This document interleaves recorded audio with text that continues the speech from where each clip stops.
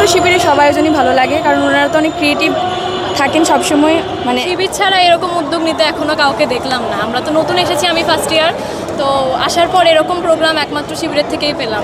পুরস্কার তো অনেক কিছু পেয়েছি, ডায়েরি পেয়েছি, চাবির রিং, পেন স্ট্যান্ড, একটা বই পেয়েছি, ক্যালেন্ডারও পেয়েছি 2026 সালের। আর প্রোগ্রামের সবচেয়ে ভালো দেখতে লেগেছে যে হচ্ছে আমরা অনেক কোশ্চেন করছি যেগুলোর উত্তর আমাদের অতিথিরা দিয়েছে।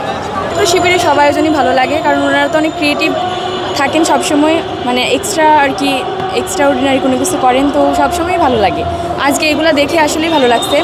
আর এখানে ওনারা ছিলেন, তো আমি মানে একটু লেট করে আসছি, এরপরেও আলহামদুলিল্লাহ খুব ভালো ব্যবহারই করেছেন সবাই।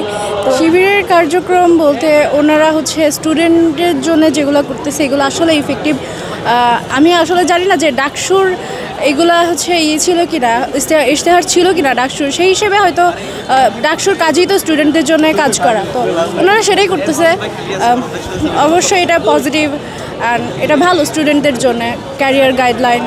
বাট সমস্যা হচ্ছে ভেতরে বসার জায়গাই পাইনি, ইভেন আমি ভেতরে বসতেই পারিনি। আমি ভেতরে গেছিলাম বাট ওখানে জায়গা ছিল না, দ্যাটস ওয়াই আমি বাইরে চলে আসি। আর আমি পুরো প্রোগ্রামটা বাইরেই ছিলাম।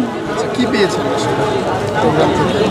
প্রোগ্রাম থেকে আসলে যেটার জন্য মেইনলি আসছি, ক্যারিয়ার গাইডলাইন, এটা তো পাইনি টোটালি আমি, কারণ আমি ভেতরে বসতেই পারিনি। পাওয়ার মধ্যে শুধু এই যে ওনাদের গিফটস এইগুলো ছাড়া আর কিছুই পাইনি।